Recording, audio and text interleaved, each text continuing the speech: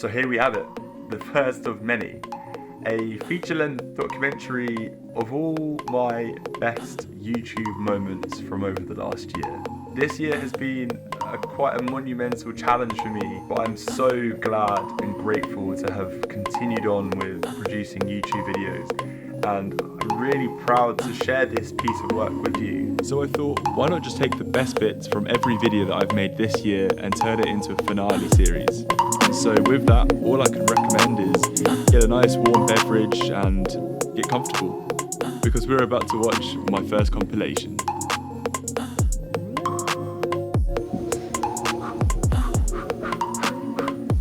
I'm in the hot seat. I'm just going to jump straight into this video. Some of the topics that I want to be exchanging, the conversations I want to have, are basically documentary storytelling, community-based led conversations, sustainability, and adventure filmmaking. And this is the part of filmmaking that gets everybody excited.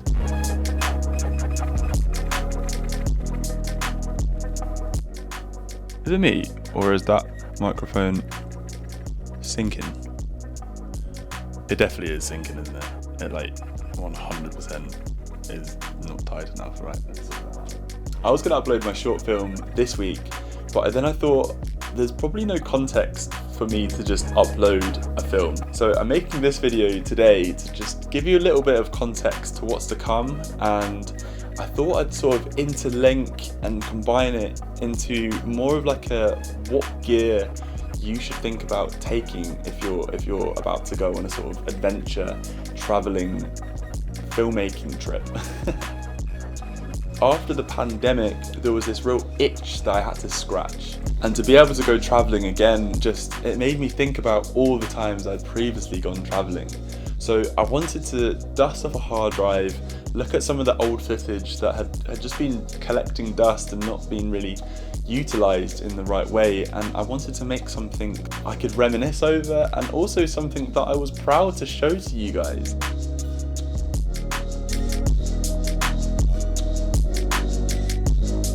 Adventure filmmaking requires not only a sense of adventure, but also the right equipment. You need a camera that can stand up to the elements. Whether you're climbing a mountain or diving into the ocean, the right camera gear can make all the difference in capturing breathtaking footage. Cameras such as the Sony series, the Canon EOS R series, or the Lumix are all great options that offer excellent weather sealing. But this is my sort of personal experience account for trying to pick the best camera system, and I'm going to give you a short breakdown to why I use this camera system on my travels. My go-to camera was the A7S. The huge advantage of picking the A7S for travel shooting was the in-body stabilization, and paired that with hip shooting or shooting through the eyepiece, I could really get amazingly steady shots. You know, looking back at the footage and making the edit, I was still, it just blew me away how good this camera was. Something to bear in mind when picking the right gear is audio, and audio is something that everyone always just overlooks. It's so important, and please, if you're about to go traveling, make sure that you've got a good hand recorder or even a top microphone, just to get textures, just to pick up on Foley sounds and environments and atmosphere. You either want to have a hand recorder, something that you can get in and out of the action, or just put an onboard top microphone. Microphones such as the VideoMic Pro or little handy Zoom microphones, they will be more than sufficient to capture all the good little bits and bobs of scratch audio and Foley that is around your environment. And in making the film, you'll see and hear that it isn't just about the visuals.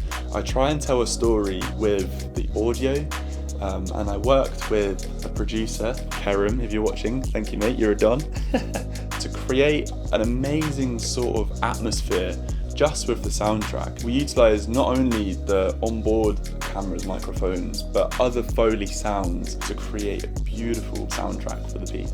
When thinking about the correct lens to use, it's really important to sort of understand what you're trying to achieve. And my go-to lens for adventure or travel filmmaking has to be a 35mm. I think it just gives you enough variety in being able to capture wides and to be able to get close to the action and get more of a sort of mid or a close or an extreme close for the matter, and shooting just a variety of shots. One of the advantages of cameras today is to be able to shoot in 4K, and if you've paired your camera with the correct lens, you'll be able to shoot in 4K and do post zoom-ins. This is something that, you know, growing up I was never able to do, but now with camera systems being so advanced, I do it all the time, and it's a tool for you to be able to use, so definitely use it. Something to consider if you're about to go traveling is, what sort of backpack do you use? This is more of like my hiking coming through now, but when I go traveling I always use my old Low-Pro Whistler bag. I think there's amazing brands out there such as F-Stop or Low-Pro or even Monfrotto that have made bags specifically for sort of travel filmmaking. So whilst I was traveling in India, I would go back to the hostel and back up all my footage that I'd shot that day onto one of these. This is a Lacy rugged drive, and I think they vary from a terabyte or lower than a terabyte all the way up to 5-6 terabytes. And I have to say that I've only ever had one break on me. They are pretty sturdy, they're good, they're lightweight, you can just chuck them in your backpack and you're good to go. But now obviously, since making that video, the market has changed, technology's advanced, things have got quicker and smaller, more portable. My top recommendation for being able to back up on the go would have to be one of these. This is a Samsung SSD, and they vary from, again, 500 gigabytes up to 2-3 terabytes, and they are super sonic quick. I had a friend recently ask me what is the best storage solutions whilst traveling and on the go. I said combine the two, because you can do a quick backup onto this, work off this as a working drive because they're just so quick, and then when you're finished with the project, put it onto this as a more master backup, and then wiping this clear. It's the perfect duo. So I honestly can't wait to show you my video next week. But if you haven't already seen my previous video just explaining what my channel is about, please go and check that out, because I do a bit more of a deep dive into what I'm going to be bringing to the table. I think now, having come through the pandemic and revisiting this older footage, it made me see the footage for so much more than travel film. You know, I had such an amazing time on this trip, and I've definitely made this film with love.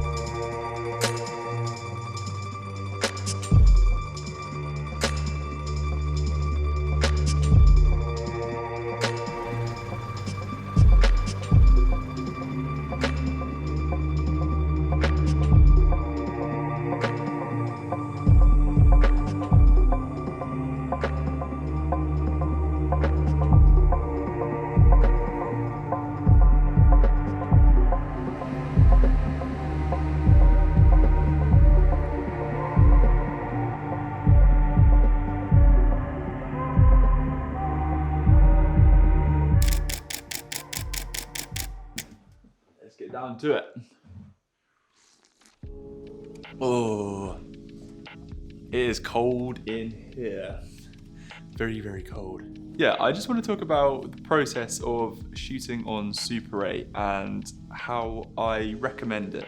I've always had a want to shoot on Super 8, and it's finally come to the stage where I can ask clients and, you know, be a bit cheeky and ask if I can shoot parts of projects on film. So this little guy, it almost has a permanent residence in my Pelly case now. And whenever I get the opportunity to sort of get it out and film on it, I sort of take it up. Recently, I went on a trip to Scotland and managed to get some incredible film out of this. So in the not too distant future, I'm excited to show and share with you my Scotland film. But today I want to talk about shooting on an expired film. When I got this off eBay, it said in the description that it came with a roll of film. I'm just going to put this down. And that was great. I was so excited to sort of get shooting. I was like, oh, wicked, that's like a bargain, you know, Super 8 and some free film. So a group of mates, we decided to hit Cornwall in the van and take our boards and try and hit the surf. I took my 35mm and I took my Super 8. Super 8 was loaded with the film that I got from eBay, and I went around just trying to capture as much as possible. It was a wicked trip. We went all the way around Cornwall, right down to the tip of the peninsula, all the way back up, and we had some really fun times there.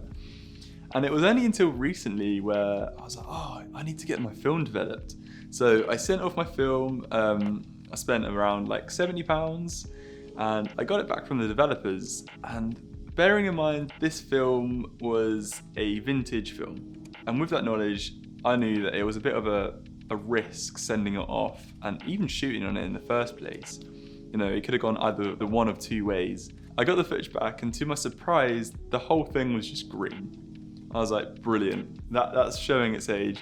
Bearing in mind that this film was 40 plus years old, obviously something was going to go wrong. I don't know why I thought it was a good idea to shoot that trip on expired film.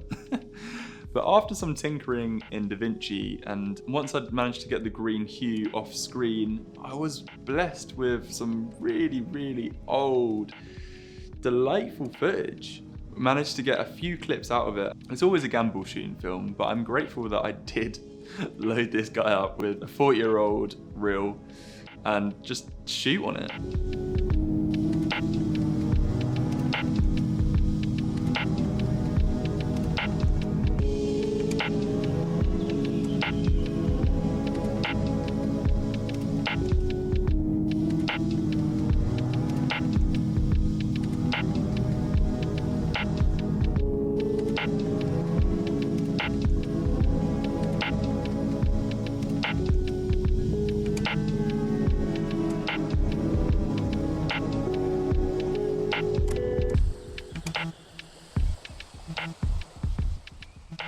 I was also surprised to see some weird images. Bearing in mind, I'd bought this camera off eBay thinking the film that it had come with was just an old film. I didn't know it had been exposed already, and this was a shock when I found two little figures moving around which looked to be like twins, I think around Christmas time, you know, opening their presents, and yeah, kind of sinister. But yeah, if there's one thing I took away from this is definitely check, one, how old your film is, and two, if it's been exposed. Because otherwise you get some creepy, sinister vibes going on. But no, the footage I got from it, I'm happy. I mean, the trip itself was incredible, and I think the memories of this film and the artifacts that are on this film are really, really cool. But I think this footage has a place on this platform. It's quite experimental. The shots that I got weren't that good. They were just shots. Yeah, I think it's super important before any job to sort of go out there, test and trial your kit before jumping into a professional environment. because you don't know what could happen, especially with shooting on a medium like Super 8. It's super hit and miss sometimes, and if you don't know how to work with that straight off the bat, it's definitely worth taking the time to just try. The thing I resonate with Super 8 is it's quite personal. You can get quite a lot of emotion through the characteristics of the Super 8 look. And this leads quite nicely into, if you can't afford Super 8, there are 1,000,001 Super 8 presets out there. And some are good, some are bad. You know, it all depends where you go. But I do have one recommendation. And this isn't sponsored or anything, but I've been using Ezra Cohen's presets for a while now, and it has to be said, they are incredible. His 8mm grains, his 16mm grains are really, really good. And it's just one of those things, like, if you're wanting to make the leap to shoot on film, but you haven't got the budget, definitely experiment with those presets beforehand. So yeah, big up Ezra, keep on doing the work and pumping out those asset packs, because they are epic. So yeah, I'm going to link him down below. I think they're the closest thing you can get. He's from a background of filmmaking, so he understands what he is doing. Definitely look into those packs, because that's what I did, and that's where I found my love and found the desire to actually get some money together, purchase my first reel of film, and shoot. So this isn't your typical gear video. I'm going to Ukraine to shoot a documentary. So I've decided to document the way I pack for a filming trip, specifically a documentary. This video is going to be sort of talking you through the kit I use, the camera systems I use, the storage systems, everything that you need to make a sort of documentary.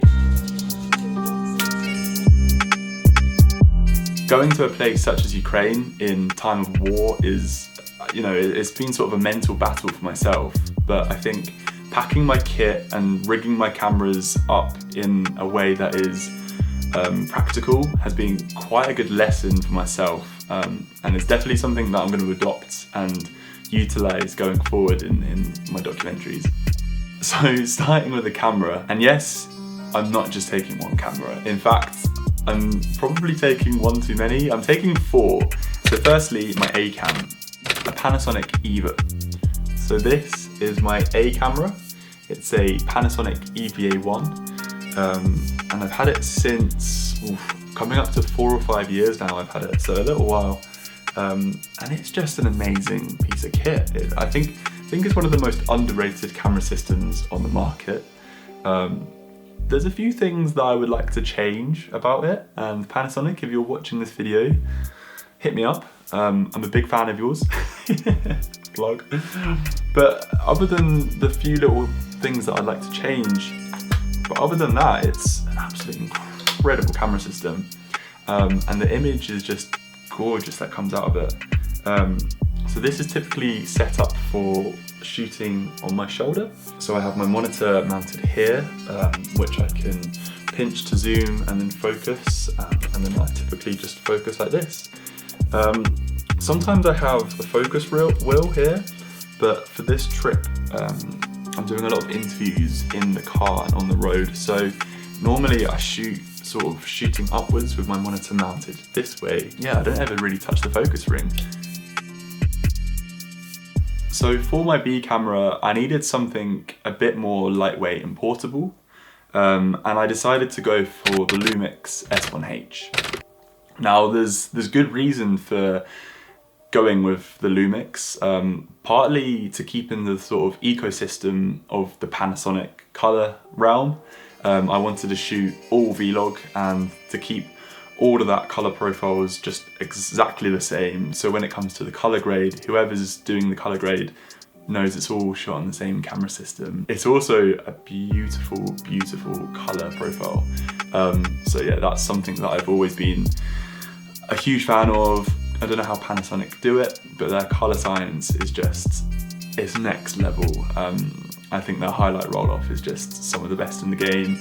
And if I'm completely honest with you, I think Sony have got some serious competition coming up in their rear view mirror with the Lumix camera body.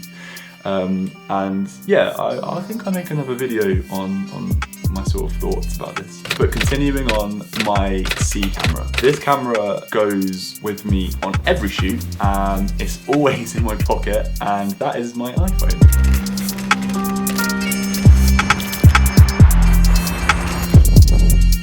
Now, I've been shooting on an iPhone for years. There's some serious pros of shooting on an iPhone. Mostly just how quick and versatile and easy and convenient it is to just whip it out of your pocket and, you know, hit the record button. A huge advocate for shooting on an iPhone, and that's why it's always my C camera, because if I don't have my main big rig, or if I don't have my smaller rig, I'm able to just quickly grab and know that I'm able to get a good image out of it. My fourth and final camera is a stills camera. It's a Canon A1, and I'm just going to have that over my neck snapping stills whilst I'm on the streets of Ukraine. I'm just going to take 2 rolls of film with me, portrait. I'm just eager to capture, well, what's going on there really, but in a 35mm format. I think capturing negative film has always been a huge passion of mine, and I wanted to continue that with taking my camera to Ukraine.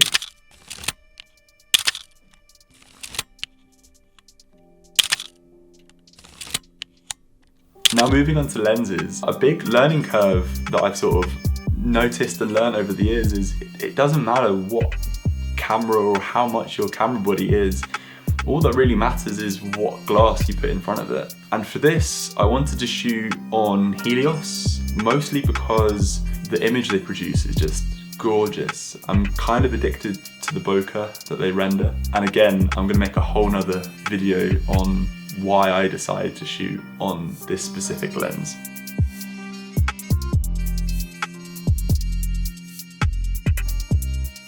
So for filters, I take a 8th Pro Mist just to make lights a bit more interesting of the evening and to give just a bit more character into the look. And then just a variable ND and some fixed filtered NDs, just for the S1H, as it doesn't have built-in NDs.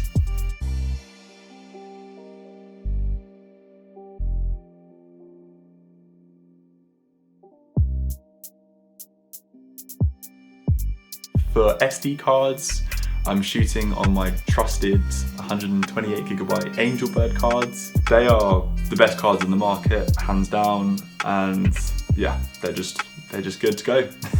So I've mentioned in a previous video that my go-to for storage would be to take either a Lacy or a spinning disk hard drive and pair that with an SSD. Typically, I find that when I'm on the road, I like to back up onto an SSD because it's so quick and they're super lightweight. And then when I get some more downtime, i.e. checking into a hotel, I make another transfer, so I'm double backed up and I know that I'm safe.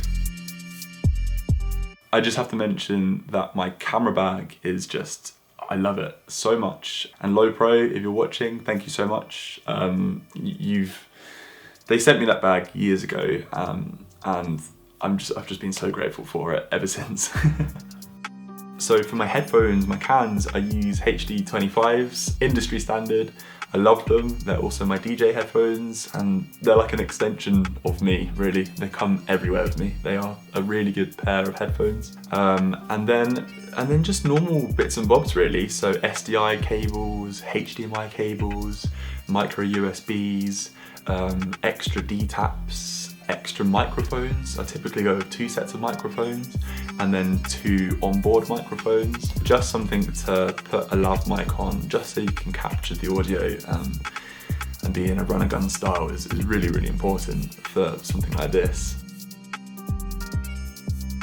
So just sort of making sure that I'm prepared for any situation, really, in terms of camera equipment, either breaking or just wanting to add or take away bits. And then that leaves me with another little bag where it's just full of like 1/4" screws, Allen keys, and also like a spigot or anything that I feel is necessary that I need to construct or deconstruct camera systems.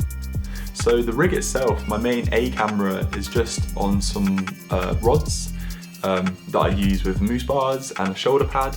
I typically shoot handheld, or I shoulder mount it so it's nice and steady with my shots, especially with walking. This trip is only a 6-day trip, so my camera equipment is way more important than my clothing. But obviously going to Ukraine in the winter, I needed to pack winter gear. So that consists of a few pairs of pants, long johns, thermals, a good coat and waterproof, and then I'm just taking one set of trousers. They're my hiking trousers, and I have a tendency of using them when I'm shooting as well, just because they're so durable. And that just all lives in the main section of my bag. I also take a few tools with me, typically a T-bar and an Allen key, just so that if anything wiggles loose, I can just quickly get that nice and tight again. And then a few other last little things, a few candles. I typically take a poly bag in case it rains or there's serious dust. I can literally not live without camera tape and a Sharpie or a biro, just for if anything comes loose, you can just tape it down or mark it up. Very, very, very helpful, and something that I totally advise and recommend making sure that is in your camera bag. This is the start of a journey to the Ukrainian border, and I'm here documenting it as the journey progresses. And we're taking 3 ambulances and 4 pickup trucks. So yeah. Driving to Ukraine. From where I'm based in London, that's 1,600 miles. That's 2,713 kilometers. A long trip ahead. So this is the start of the voyage. I'm excited, nervous. But yeah, mostly excited to create and tell the stories that need to be told. See you on the other side, bye. As a filmmaker, I've always felt it was somewhat my duty to use my skills for positive change. But when the full-scale invasion took place in Ukraine, I felt helpless. That was until I got a call from a charity, Ukraine Action. They called me up and they explained to me that they had been shooting a documentary since the very beginning of the Ukrainian war, and that they needed someone to come in and fill the gaps. That someone was me. We are going to be met at the airport by a friend. Yeah. He's going to drive us to the border. Mm-hmm. So we're going to be in the car for about an hour and a half, and then we're going to walk across the border, and then we're going to get picked up on the other side, Mm-hmm. and then we're going to be in a car again for about an hour and a half, and then we're going to be in Lviv, okay? And we're going to spend a night in a hotel in Lviv. Mm-hmm. From Lviv, for the next probably 3 days, we are going to be driving around in Ukraine in pickup trucks. Okay, great. I'd say during that call, I had the whole range of emotions, but the biggest one was excitement. Excited by the fact I could use the biggest weapon at my disposal, my camera, to tell the stories that needed to be told. So I love making little hacks and coming up with new ideas. I'm sure it's been done before, but I'm loving this one. Wrapping the lav mic on the sun visor, and then just doing this, and then you're good to go. We made our way from France through Belgium, all the way through Germany and Poland, finally making it to where we would hand over the keys to the vehicles to other team members who would take the vehicles and drive them over the Ukrainian border. We rested up, and the following day we walked over the border by foot.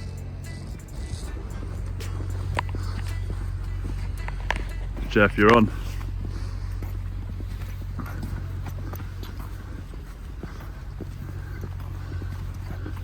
So that was easy. Yeah. No line. We got the Ukrainian side here. Should be just as easy. And then we're through. Roman should be waiting on the other side to pick us up, and we go to Lviv. My itinerary for Ukraine was jam-packed, and over the next 6 days we would drive from the border to Lviv, eventually making our way into central Ukraine. Game on. Boys are back. Boom. All right. Let's roll. This video is only really to give a little context to one of the craziest filming experiences of my life. And there's mainly a documentation of my journey as a filmmaker. Our main aim of the trip was to deliver generators and other aid to people behind the scenes, the volunteers who work tirelessly day and night to make sure their loved ones, some of which are fighting on the front lines, have got the right kit, good food, and positivity. Here we go, look at this. I know this wagon. Okay, this is truck number 122. There was a lot more that took place in this trip, but I'm just going to let the footage do the talking, and, well, that's pretty much it. Blue. All right. I'm very proud to give the very first new fresh patch. Oh, it's double patch, double-sided, even better, to our friends, Nina. So this is my hotel room for this evening. This is my little edit DIT station. My camera's here, and I've just been backing up all the footage I've shot today.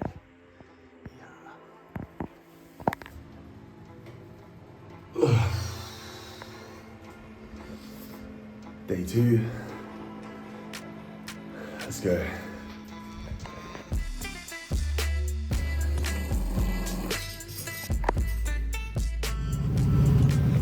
Some of the heaviest snow I've seen. It's time to hit up the coffee. Look at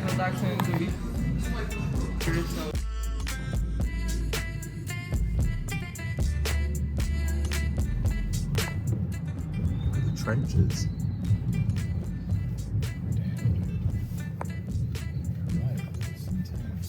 Some serious trench going on. Pretty mental, isn't it? This was the northern front in the early days.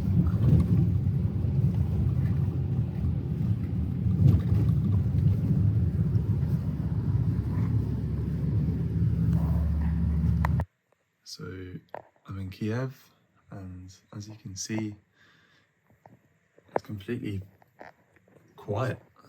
And that's because the city goes under curfew.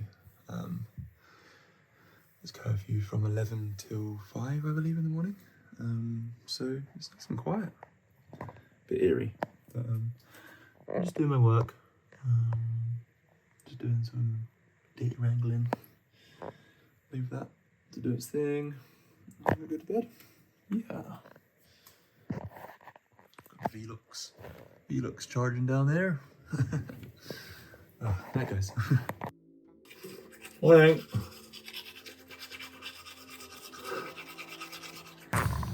Let's go, Jeff. Let's go, bro.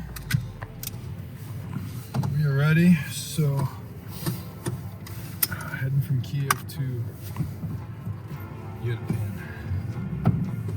Alrighty. Game on. The country and the people of Ukraine are stunning. It's a war between light and dark. And for myself, to hear the stories from people who have served on the front lines and to hear the stories from loved ones of those frontline servicemen, it was an emotional trip. And coming away, I felt somewhat eager to go again and to continue my journey and to continue my work shooting the documentary, as it's so important to be able to tell the stories that need to be told.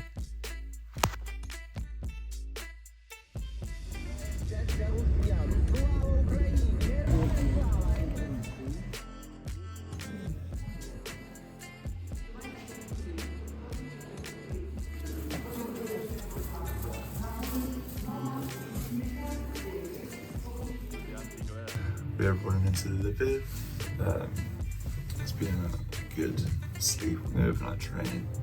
We've got a few more interviews to do before we walk back over the border and head back to the UK. So yeah, nearly there. Last day on the trip. Just grabbing a coffee in Lviv.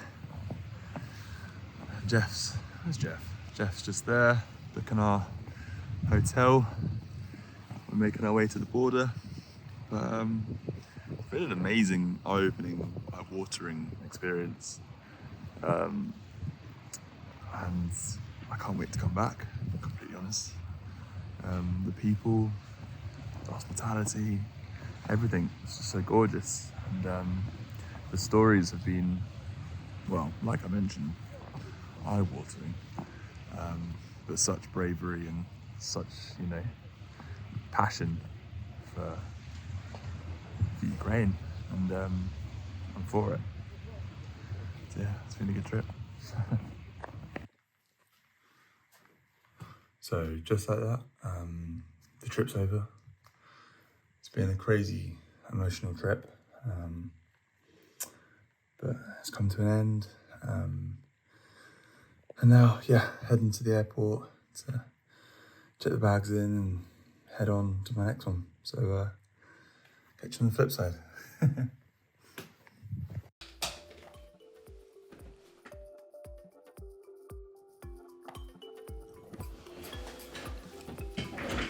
Hello, welcome back to another video.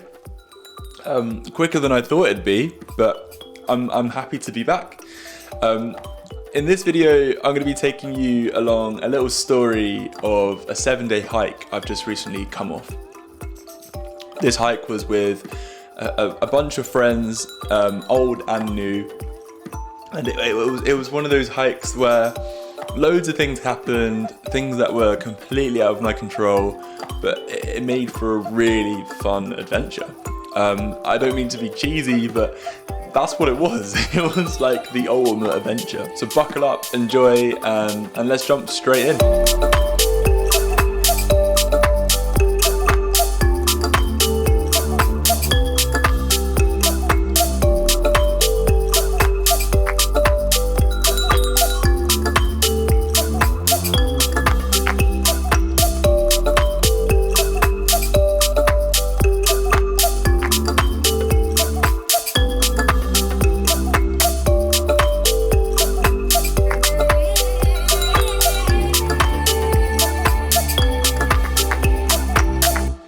Ginger and lemon. You can't beat it. It's just such a refreshing drink. But anyway, in one of my previous videos, I spoke about a documentary I've been making. This documentary has been a sort of elongated process of me trying to go up to Scotland and film with my friend Zach. So Zach is an incredible friend of mine. He is an insane photographer, and he also makes his living by foraging. So a really interesting guy. And I normally just go up and just get some shots of him, which progressed into the idea of me making a documentary about him. This trip, I intended to continue shooting that doc, but I thought I'd invite a friend of mine, Mumbo. Now, Mumbo and I have only been friends for around a year or so, and our conversation sort of started on Instagram. We connected over filmmaking, and we thought it'd be fun to just go up to Scotland and basically hit some mountains and hit some hills for 7 days. These trips I normally go on are normally filled with hills, a lot of hiking, loads of foraging, stupid amounts of Catan playing, lots of driving, walking to bothies, eating and picking mushrooms, drinking really nice whiskey, living in my van, eating more mushrooms, and doing more hiking. So you can tell already how jam-packed this trip was. And over the last 7 days, it was an amazing experience to just sort of get to the top of the hill with good people and just smile. That's what these trips are about, is just ultimately getting smiles out of people who haven't really been in those situations before. I don't think Mumbo had ever done a mountain before. It was quite funny because over text message, I describe a mountain as a hill, so does Zach. It's just a thing we do. Let's get up a hill today. And before we got there, I don't think Mumbo fully understood what we were meaning. As a result, I think he was a little bit shocked that when we started hiking our first Monroe, he soon realised that it wasn't a hill and was definitely a mountain.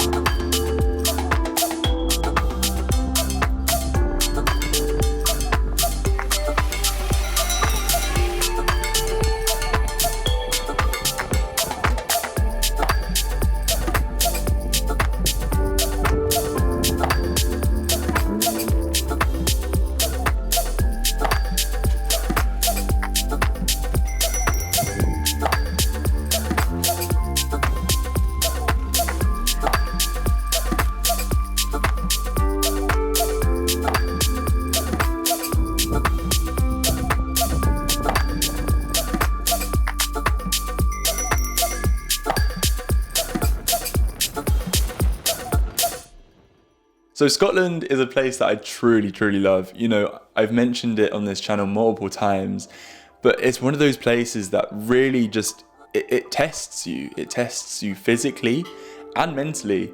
The physical element is, over the 7 days, I think we did about 90 miles. And that's quite taxing when you've got some serious elevation thrown in there. And mentally wise, you know, you've got to push yourself. You've got to make sure that you're not tripping over, and you know you're safe. You're gonna have to airdrop that one to me, mate. Yeah. There was times where we were hiking for hours and hours and hours to get to these bothies that we were staying in, and we'd rock up and there were other people there, and you know you'd have to engage with them, and you make new friends for a small amount of time, and then they'd go. And that's what I love about it is the interactions that you get in Scotland are so crazy, because people all there for a very similar thing. And that thing is to be outdoors, hiking, and just enjoying nature.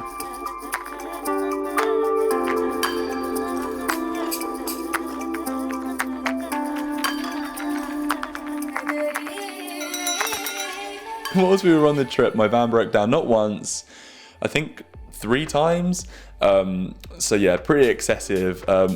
You know, calling the AA out multiple times, especially when you're in the middle of arse end nowhere, can be quite intimidating and can be quite stressful. However, we plodded on, and that's the beauty of these trips is, you know, I decided to just leave my van and put that to one side and just walk up some hills. And within minutes, I'd forgotten about all the stresses that surrounded the situation that was my van being broken, and I just walked and I talked and I laughed and I had loads of fun with my mates on the hill, and it was just the best day. I can't do it! And I'm such an advocate for getting out into greenery and into the wilderness and just sort of letting your head fog just disappear. There was a really funny situation where we found ourselves quite exhausted from our day. We'd done a big old trek up a hill, and I personally just wanted to go home and just eat some food and crash out. But en route, we decided to pull over. Zach invited us for a jam sandwich in his van, and lo and behold, he then revealed that where we had parked was his, you know, it was his best foraging spot.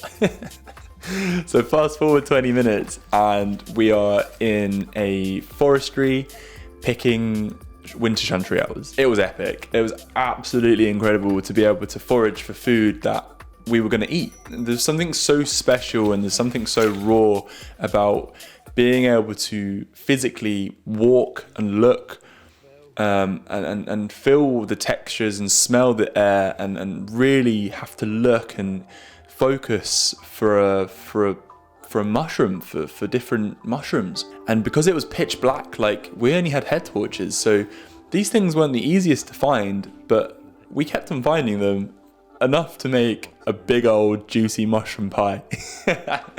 that thing, oh my gosh, that mushroom pie was incredible. But yeah, we ended up heading home and eating them. I thank you, Zach, for that pie, because I'm a big fan of your pie, mate. Mumbo, if you're watching, big up, mate. It was such a pleasure rolling with you. Had so much fun. Honestly, big up for yourself, because those hills weren't small, and you know, I threw him in the deep end, and that's what I love about it, man, is like, he put all of his trust in me and hopped in and decided to come on a little road trip.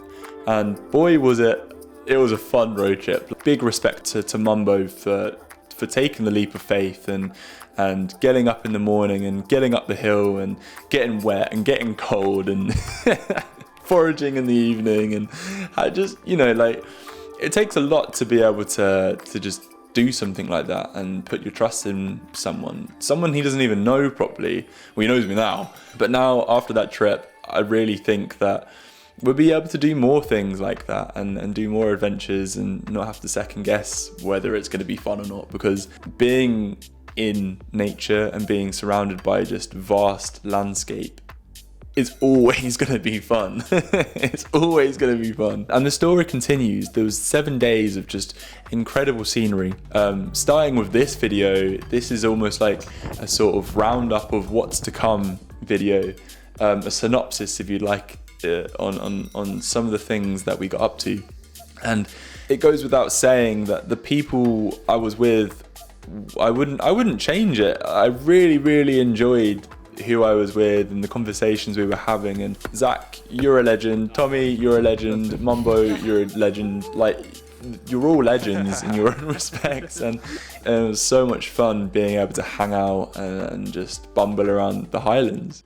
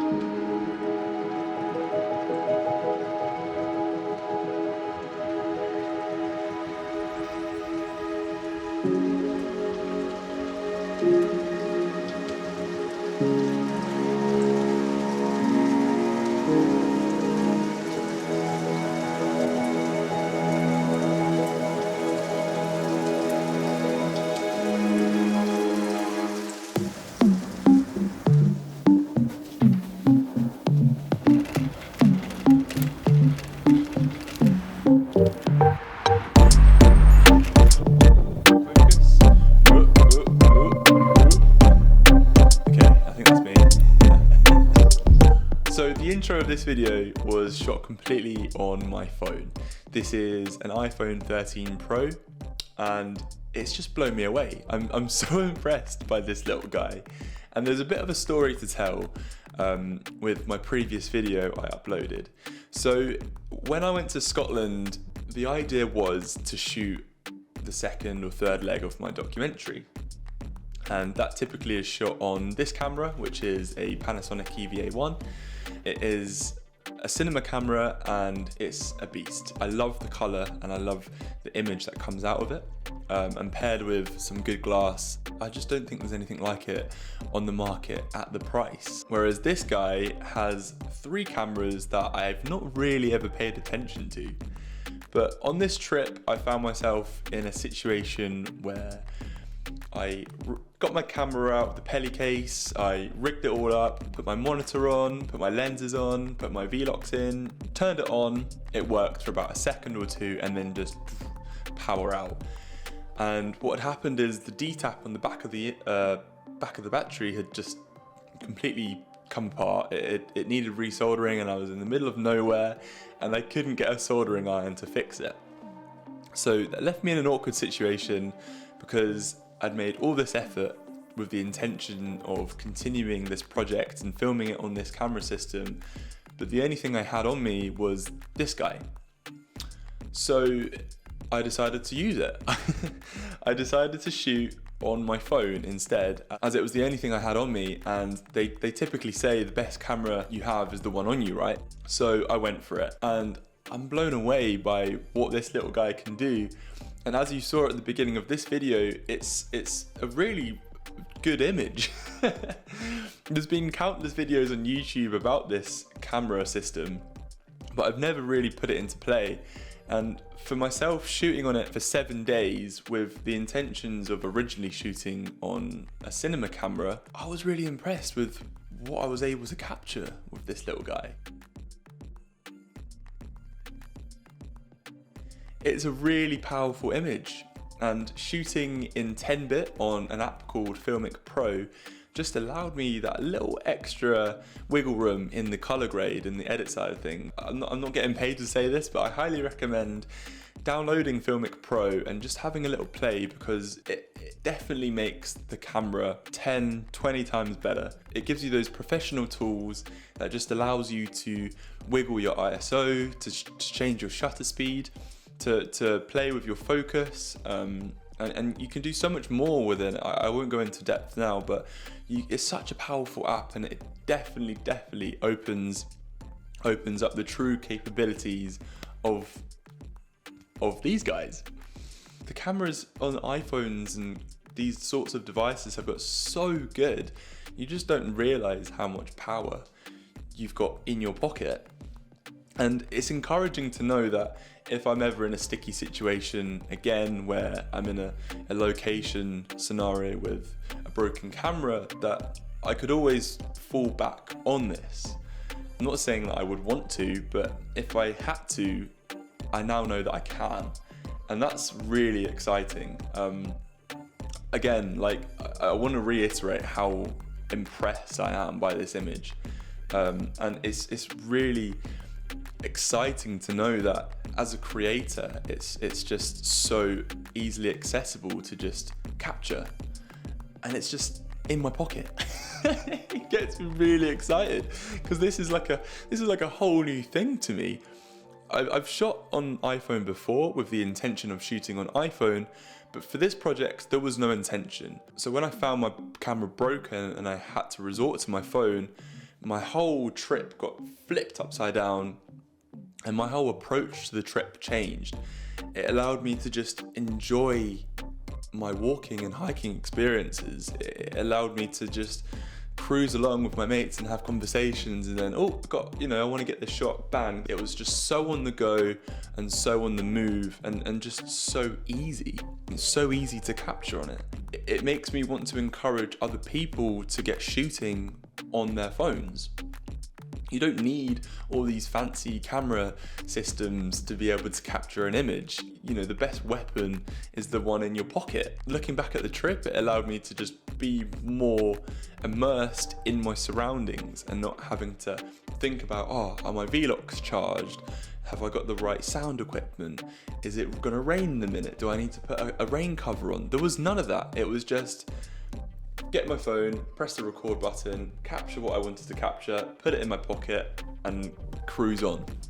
Don't get me wrong, I was definitely upset by the fact that I couldn't capture the imagery that I wanted to capture. It definitely felt a bit more of disposable content.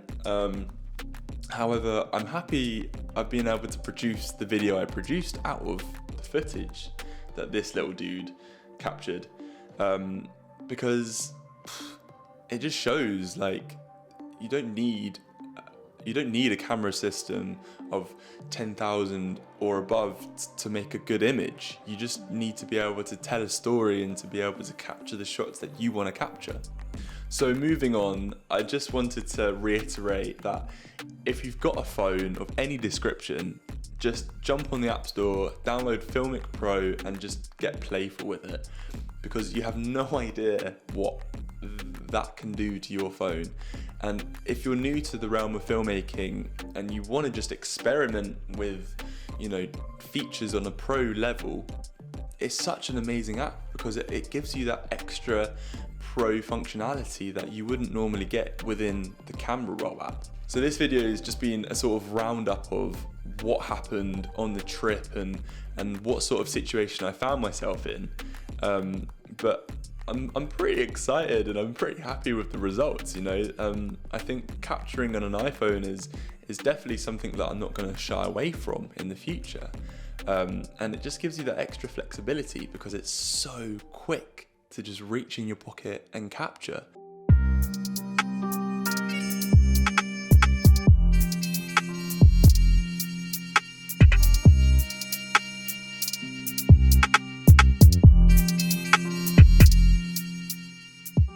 This video is completely camera tech related. I just wanted to give you the lowdown on one of the best lenses out there. It's, for me, I may be a little bit biased, but I have had really good conversations with a lot of other filmmakers and a lot of other DPs. And then the lens I'm talking about is this guy.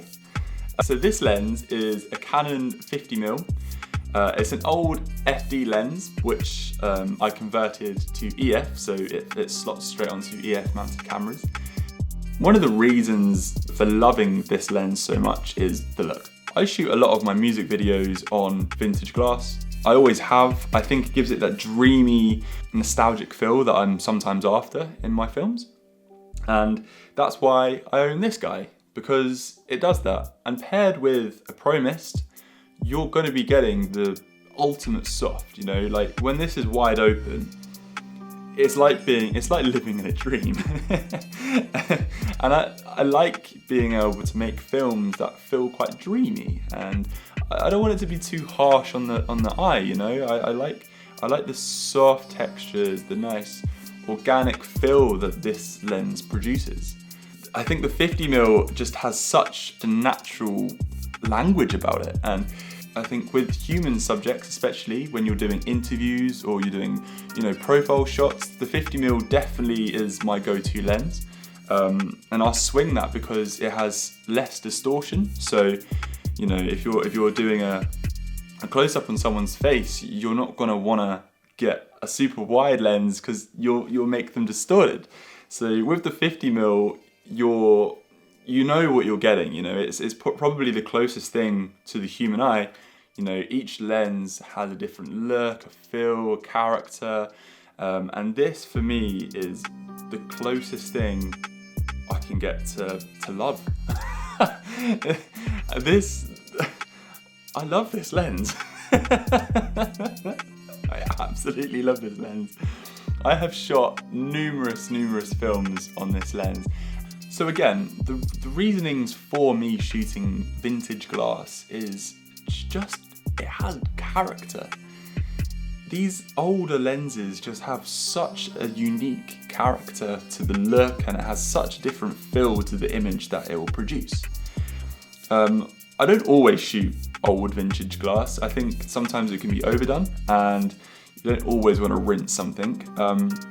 Especially when shooting documentary stuff, I try my absolute hardest to sort of push more towards the sharper looking glass, and 9 times out of 10 a client will get to decide what sort of look they're after. You normally find that commercials, dramas, TV and just online content will be shot on very modern day, sharp, high-end looking glass. But for dreamlike scenarios and for more creative, fun, artistic content, vintage glass is a really, really fun, exciting way of shooting. So that's my reasoning for shooting on vintage glass, is because it gets me excited. And as a filmmaker, you want to feel the excitement. You want to be able to venture down new avenues, and definitely, if you haven't ever shot on vintage glass, you can jump on eBay, convert it, and just have a play with it, because you'll see what I mean. As soon as you put that glass in front of your camera, that sensor will change the feel completely of the camera. And then you can start potentially building your own set. You know, I bought this lens in the height of the pandemic, and it almost turned into a little passion project of doing the classic, you know, cleaning them up and remounting them with an EF converted mount. And it just gave me something to do, and I'm really, really happy I did do it. I'm really happy because, as you can see, the image that you can get from this lens is beautiful, and it has a pretty epic story. This lens was produced in 1971. It comes from an amazing Canon line of FD glass, and Canon have always, I think you have to give Canon a bit of a round of applause with their glass, because they have always sort of they've nailed it. Now, there's quite a fascinating thing that when researching these lenses and modifying them, I found out lenses that were made in the 1970s, lenses a little bit before then, just vintage glass in general, it turns out that the lenses will have a radioactive element in the glass. And this is to minimize refraction and to help that light travel through that glass as straight as possible. Now, there's something to bear in mind, that if you're on the search for some vintage glass, that if it's got a bit of a yellow tinge on the front element, it just means that thorium oxide element within the glass, that radioactive matter, it's just getting a bit dated, and it's just having a bit of a reaction, and that's all you're seeing. You're just seeing that chemical matter just dating. And that again is what gives these old vintage glass that characteristics. I heard somewhere that if you hold this lens up to your head for longer than an hour, you'll be getting the same amount of radiation as you would have getting an X-ray.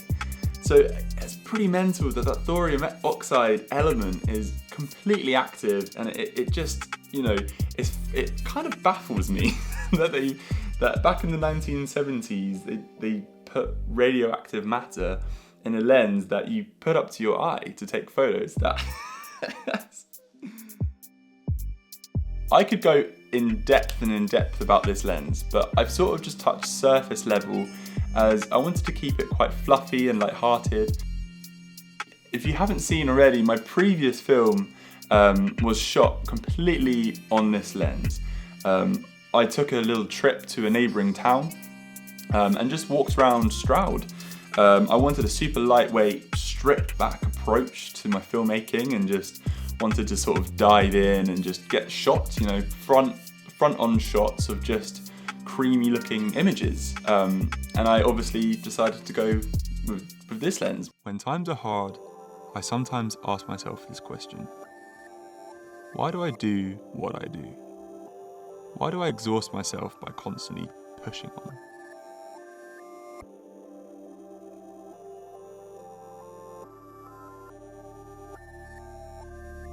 When I have little to no money, why do I decide to not just throw the towel in and get a normal job?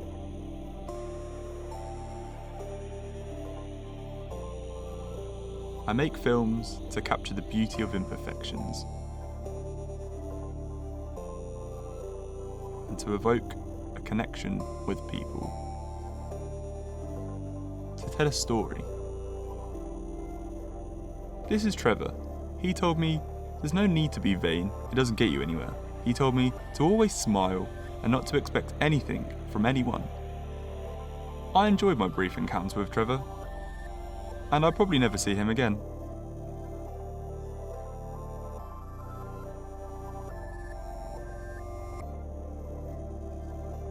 It's funny, isn't it? Life doesn't seem to get easier. It somewhat becomes more complicated. You grow out of friendships, you lose loved ones, family members. You'll have money struggles, good times, bad times, happy times and sad times. But always, life is a movement forward. Priorities change. Turns out, so do the majority of your friends.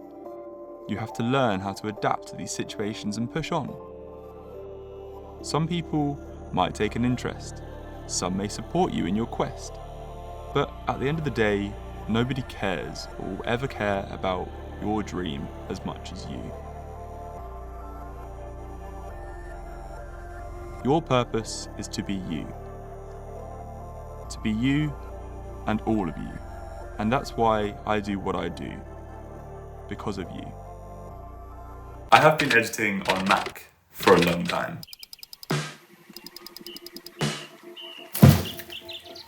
So today I made a purchase. Can you guess what it is?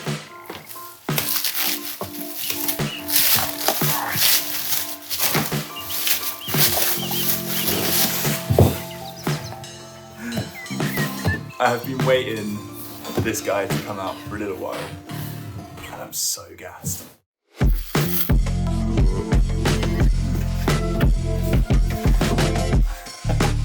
It's so small. Cheers. Ta-da. Ta-da. Nice. This is gonna be seriously exciting.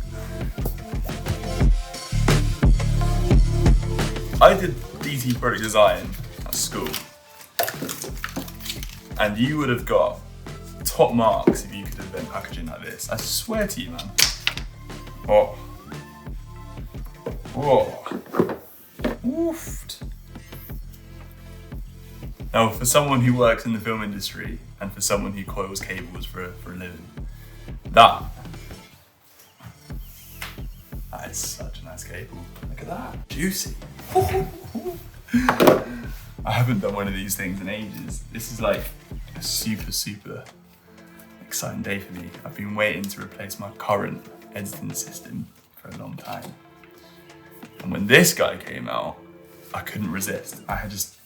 Today went straight down to the Apple Store, day of release, and I just had to purchase it. Little Apple sticker, oi.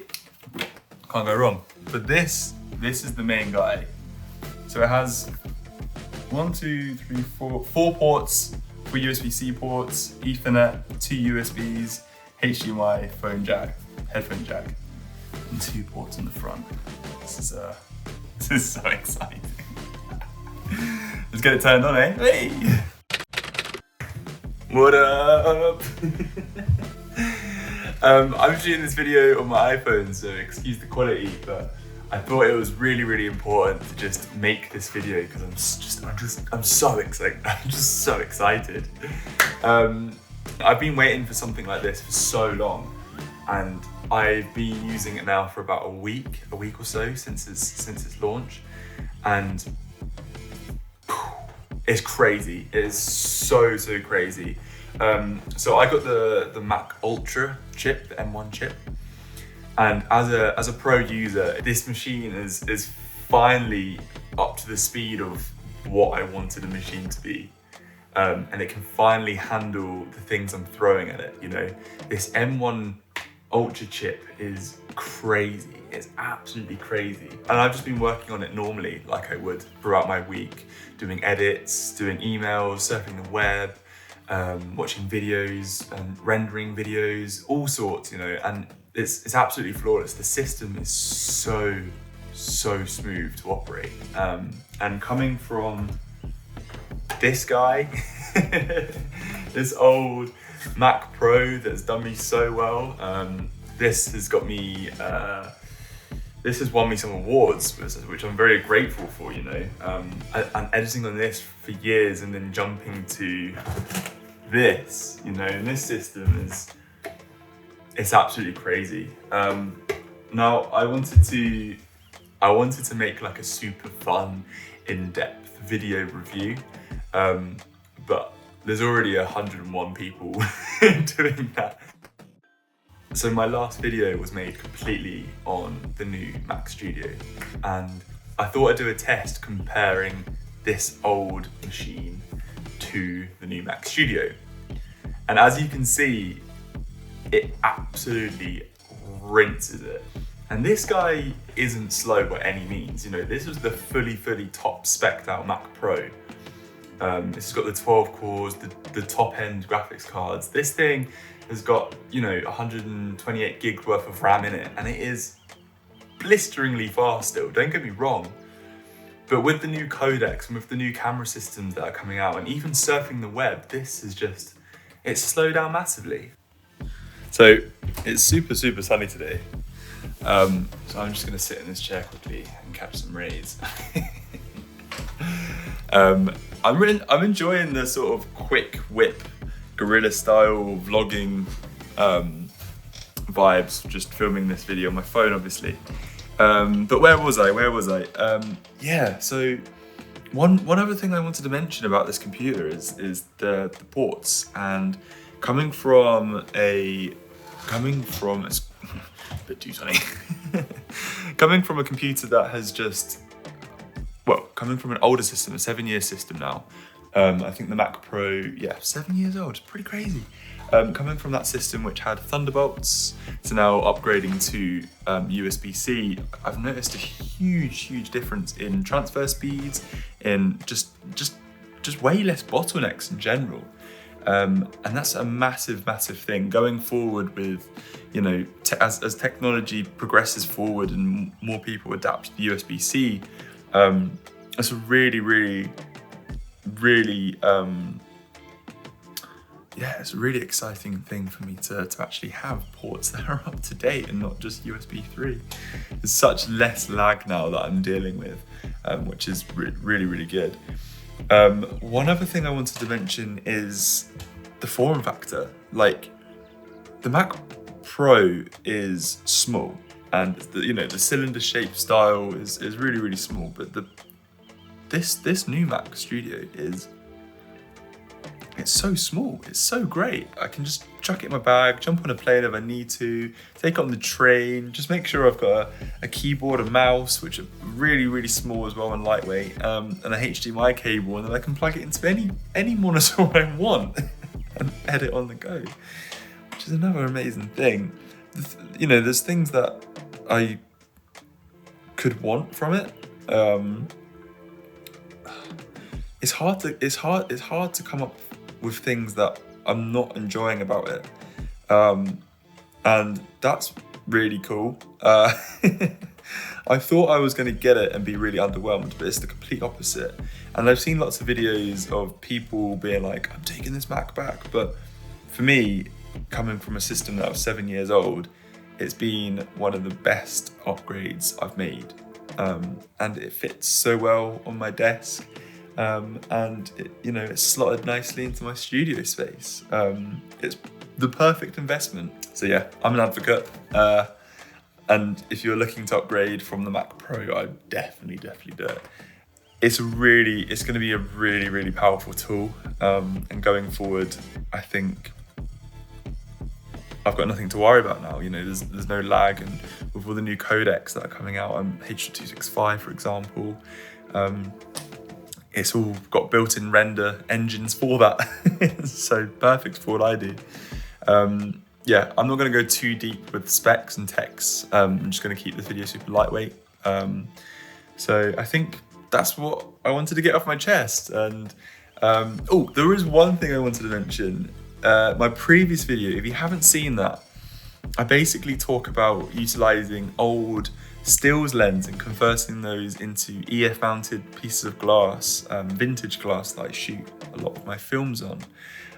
If you haven't seen that, definitely go check it out. It was a really fun video for me to make, which I actually made fully on the Mac Studio, and flawless. Like, there wasn't an issue, and render speeds and playback was literally buttery smooth. So that has been so enjoyable, and it just made my workflow so much easier. So yeah, if you haven't seen that, definitely go check it out. I'll put a link in the description and a video somewhere. But that's it for this video. I love you, leave you, and I will see you in the next one. So before I upload my next project, which by the way I'm very excited about, I wanted to talk about this. There are a million other cameras on the market that would have been perfect for this project. However, I thought I'd actually talk about the tool in which I used to make a project that I'm extremely excited to show you guys.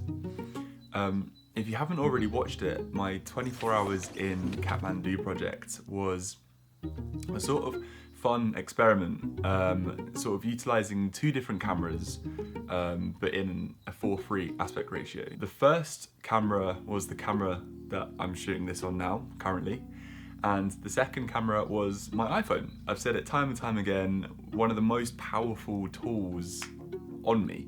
One of the most powerful cameras I own is by far my iPhone, and I love it, I love the look, and I love how easy and accessible it is to as many people who have a phone. But in this video, I sort of want to take the creative process back a step and really give myself some time to finish off the second part of my 4-part series. Now, you may or may not know that this channel, me, is mostly about filmmaking, adventuring, conservation, and all things related to the creative process and the creative journey, in a sense. And so I thought, rather than rush and make a piece of work that I wasn't as proud of, I thought I'd just take a step back and actually concentrate and really give my next part as much detail and as attention as I could possibly give. And in the thought process of being like, I'm not gonna be able to upload a video on my schedule, I thought, why not talk about the camera in which I shot the project on? The camera in which I decided to pack in my backpack and take to Nepal. There was a lot of time, there was a lot of research that went into my decision making, and for me to pick this camera over so many other different cameras was a hard choice. There's a lot of cameras on the mirrorless market, but at the time of me making this decision, there was a new kid on the block, and I've been following the sort of release of these two cameras, and the company in which that I'm referring to is Lumix. And you probably already know that on this channel I'm a bit of a Panasonic colour fanboy, for good reason. They are just very organic, and I think the highlight roll-off and the colour rendition is just beautiful. A very underrated colour profile in my opinion. But when this trip, when my trip to the Himalayas started to come to fruition, and when I bought my tickets, I was sort of like looking around at the market being like, oh, what camera do I buy? And I've completely come away from Sony because Lumix, they've changed the game. In my opinion, I think Lumix has brought such a fresh approach to the mirrorless world, and I think they're really affordable, and they pack a huge, huge, huge, huge punch. I love them. When making this decision, I found myself really struggling. You know, it was around the time of the launch of the S5 Mark II. I did a lot of research into what the camera capabilities were, and I compared it to other cameras on the market. All those cameras just weren't doing it for me. And that's because they gave a second release date. And that release date was for the S5 Mark II X. This camera excited me. And when thinking about the trip and looking at the dates, unfortunately, it wasn't gonna work for me to be able to pick up that camera, go on the trip and utilize it. But the S5 Mark II had been launched and had been released in time for me to go on my trip. And the camera I'm recording on now isn't an S5 Mark II. It's actually a Lumix S1H. So the biggest deciding factor to why I chose the S1H over the S5 Mark II was because of the low pass filter. The fact that the S5 Mark II and the S5 Mark II X didn't have a low pass filter really sort of spun me out. And I got hooked on that as a sort of reasoning to why I went for the S1H. In looking at the footage and seeing test footage online and doing a bit more research into the camera itself, I decided that the S1H was definitely the camera for my needs.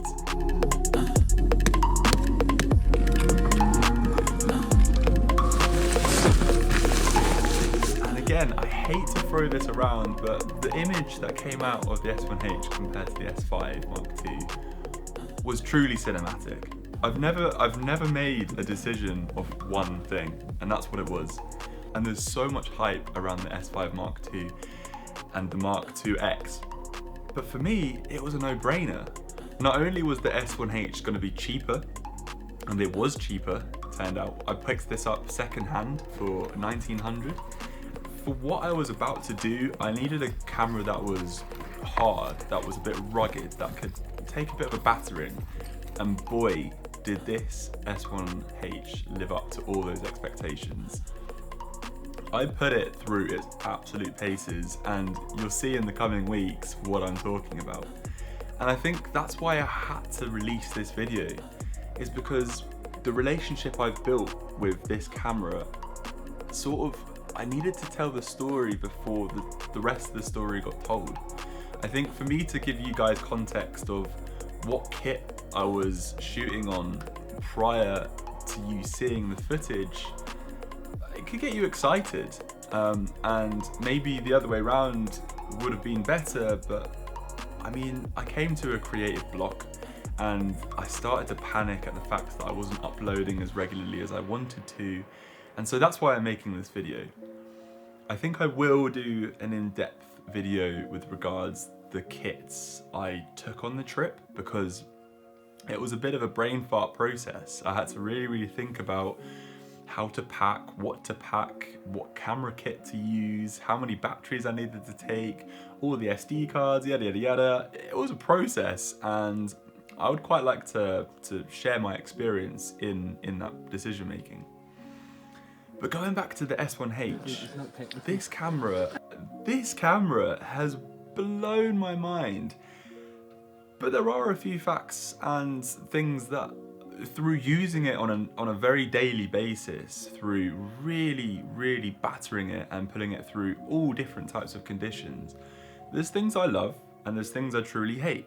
I thought it made sense for me to make this video now, and to give you some context to what I shot these projects on.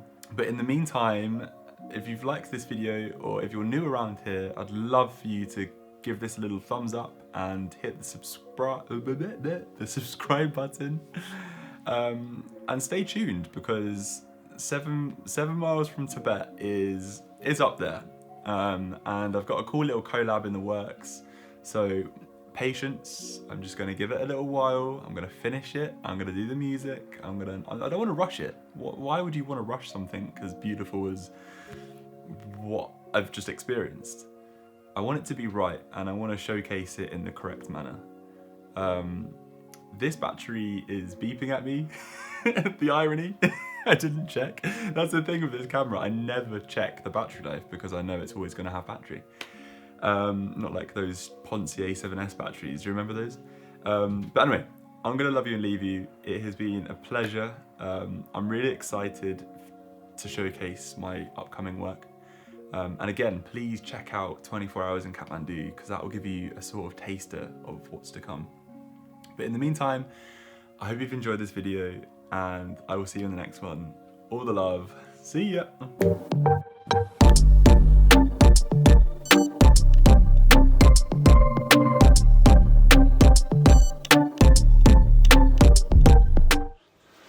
So this guy. This is a HP PhotoSmart E317, and it is a point and shoot which I found in my mum's drawer. I'm rocking 2 AA batteries and a 512 megabyte SD card. And you know, I've been walking around my local area. I live in the southeast of the country, and that's where I'm currently based. And I've just been walking the streets, grabbing some shots on this point and shoot. I found myself in an industrial area whilst grabbing a coffee, so that was really fun. But I can totally understand and appreciate why there's such a big hype on these old school point and shoot digital cameras.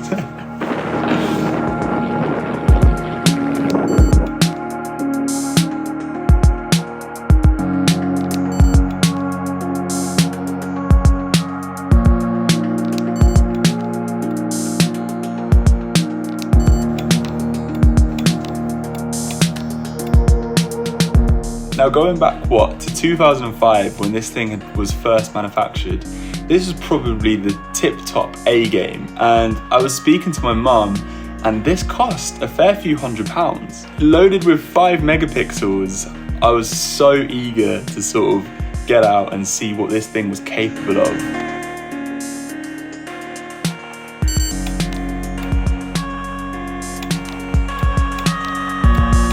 There's been such a rise in people shooting on these old school digital point and shoots.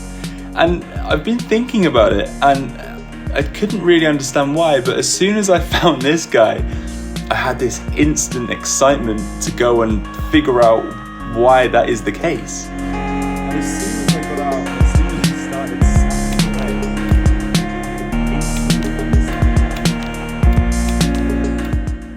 away. Look at this. That's sick. I'm actually gonna grab that right now. Yeah.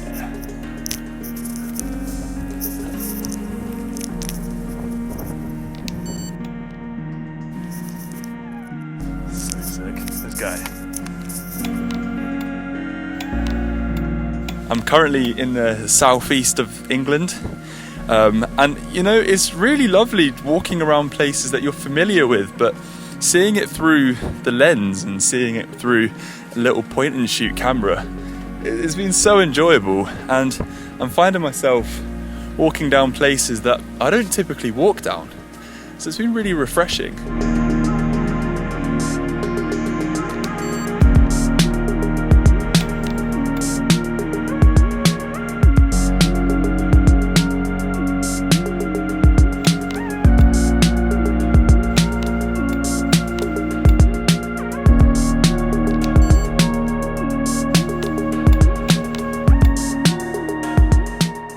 And the one thing I love about it is the fact that I can just fit it right in my pocket, and when I see a subject matter and an image that I like, I grab for it with an ease. I've taken the shot, you know? And that's what's really, really satisfying about this little point and shoot. And the image it renders, I'm really impressed. Now, there's some really cool advantages with shooting with a little point and shoot camera like this.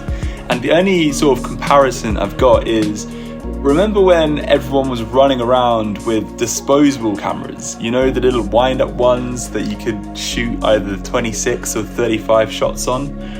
Well, it's that sort of comparison in which I feel is appropriate for this, because that's exactly what this feels like.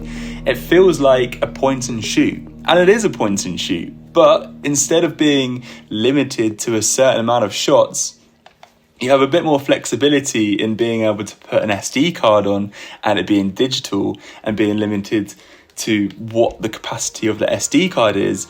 But effectively, it's the same form factor. It's small, so you can put it in your pocket, you know, which makes it more discreet.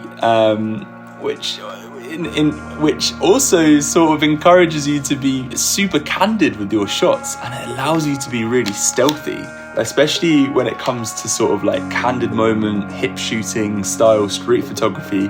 You can just bang, you know, and it's wicked. Now, another talking point that I'm really eager to mention is that I had one of these cameras when I was younger. Not this one. I had one of those point and shoots that had like a variable zoom that would go in and out, you know? And I just vividly remember that when I was at festivals and I would take the camera out and, you know, do like little selfies with the flash going off, it would encourage people to come together and create the moment for the picture It wasn't like a selfie that you take on the phone, and it definitely didn't feel as disposable as phone photography. And that, I think, is one of the reasons why I'm super excited to shoot with this over the coming weeks. It's because I know that people my age, when I pull this out, it will trigger a memory of when they also had these little point and shoot cameras. That social element is something that I'm super excited for. And I can't wait to dive into a festival environment with this around my neck to see what sort of shots I can get. This build is awesome.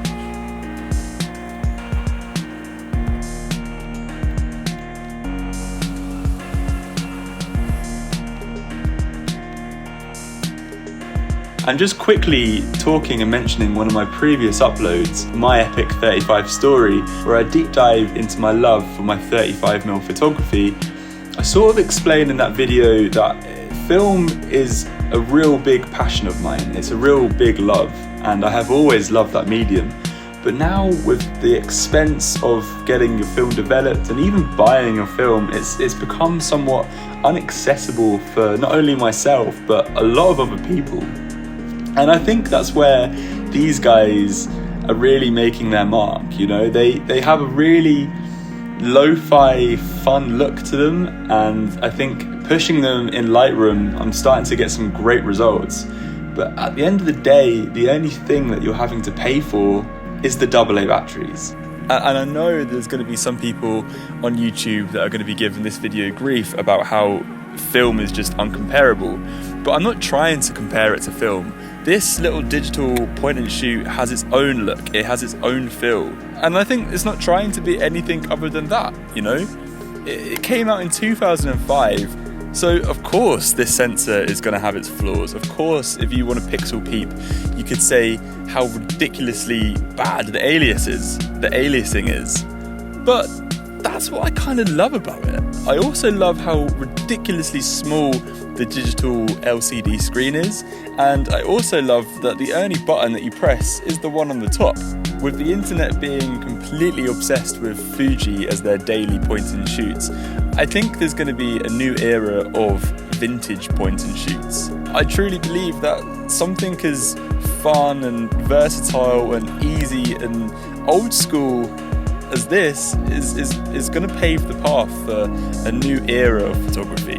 And I'm just so grateful that I stumbled across this in my mum's drawer. Like, it even has a flash. Anyway, I look like a crazy person talking to my camera on a bench in a park, so I'm gonna get out of it. It's definitely worth you raiding your family home or asking a parent or an older aunt or uncle if they have a camera of this nature, because the images that I've been getting out of it are just so fun, and I just encourage anyone to go and have a little play. And also a cost-effective way if you want a point and shoot that isn't 35mm film.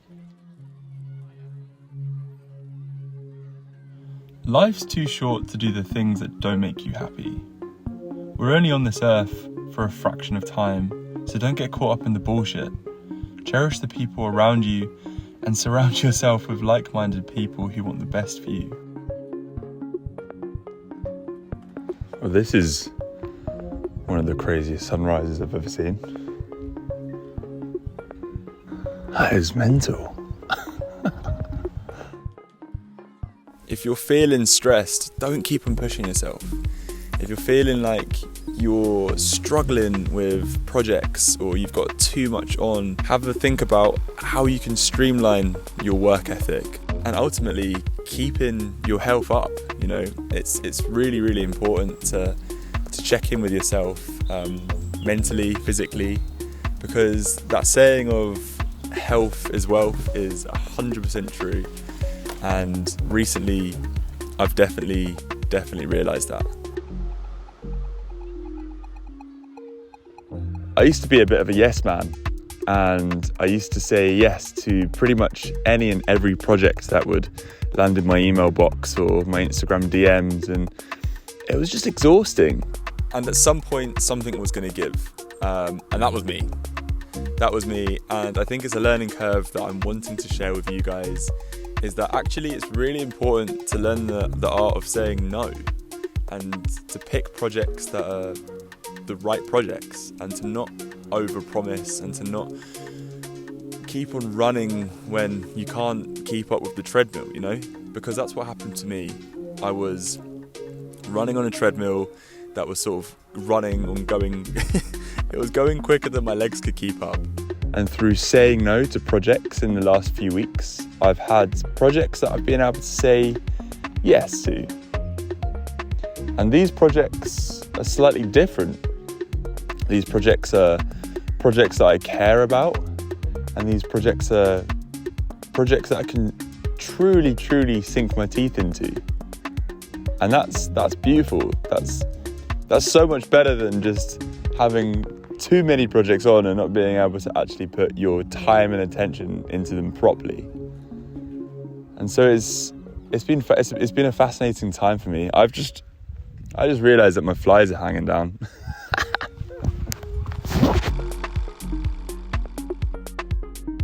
And that's the thing, right?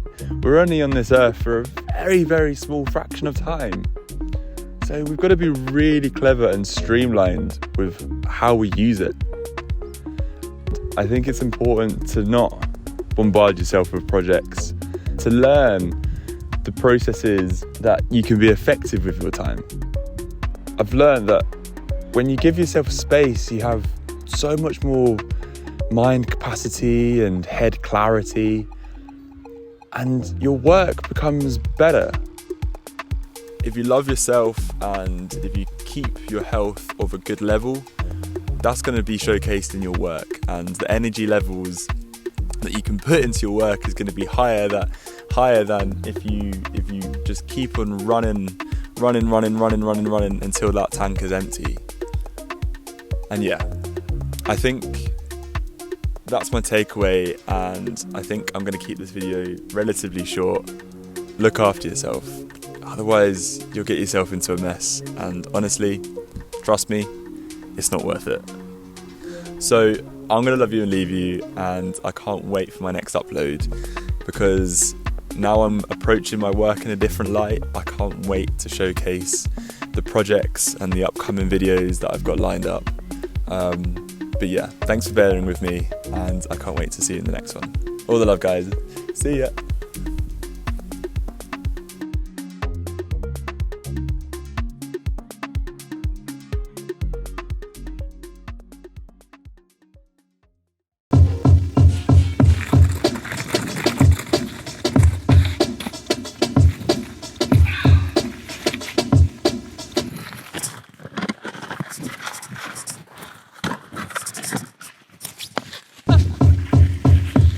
This is my Pelly case, and by the stickers you can probably tell that I've had it for a little while. It's been to a few places, and it's definitely got a journey and a story behind it. It's one of those items that I definitely have a love and hate relationship with. But anyway, let's get to the point. Rather than just standing next to my Pelly case and admiring how pretty the colour is, I think it's time that I rig what's inside it and start shooting some cool stuff.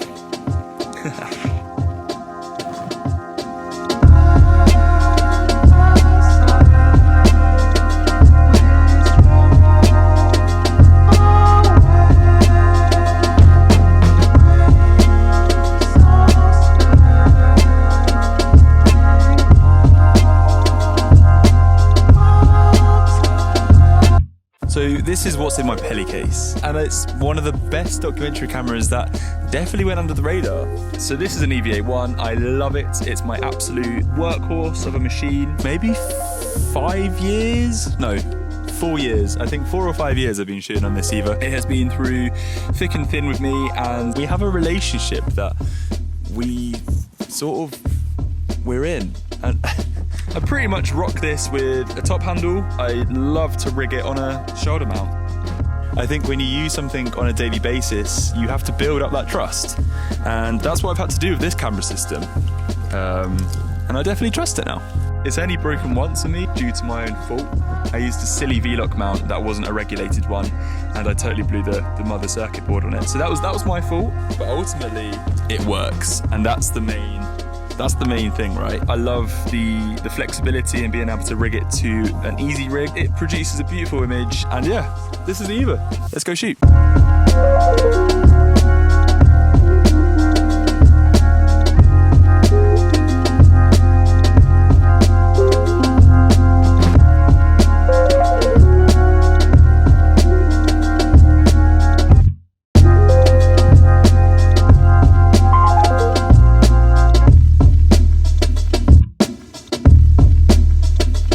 On with this section of the video.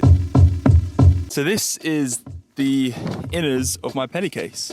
I have obviously the camera and then the gubbins that go with it. This includes like adapters and battery mounts. 9 times out of 10, the things that will break on your camera are the things that connect the camera to another accessory. So what I've learned in the past is to have 2 of everything. So 2 sort of D-taps, 2 main power cons, 2 HDMIs or 2 SDIs or BNC, whatever you want to call them, 2 monitors. So I've got an Atomos here and a small HD here. Just a few little more gubbins. I've got a few extra rail arm things here. 2 lapel mics as well. I've got a few different V-Lock batteries. And then this is a matte box from Tilter. It's a very cost-effective matte box and I love it. I absolutely love it. It's done me so well, and it's just super handy to have for sun control, or if you want to plop in a filter, you can with ease. I'm always cautious that if something breaks, I've got a backup, and it's definitely happened in the past where I've had HDMI cables, like this one for example, is definitely on its way out.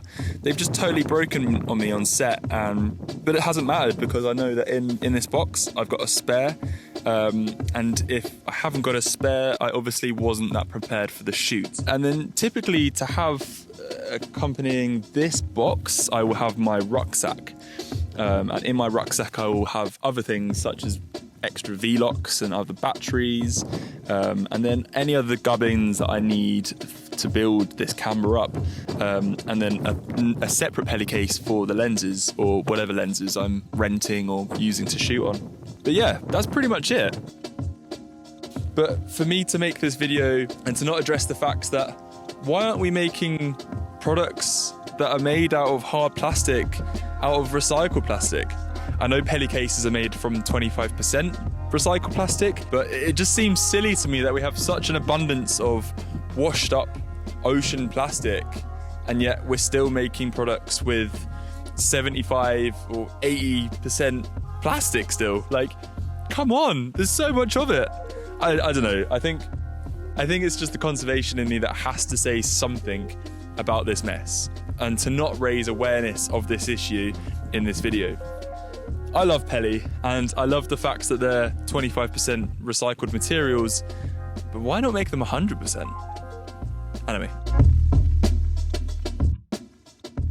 If you've enjoyed the footage within this video, I'm excited to let you know that it's part of a bigger project, and you've been given a little insight to what's to come. And again, all shot on the Panasonic. So it hasn't been fully graded because I'm obviously in my van and I'm just making these videos on the fly. If you've enjoyed this video, make sure you give it a big thumbs up. But in the meantime, I'll catch you in the next one. All right, see you in a bit. Bye.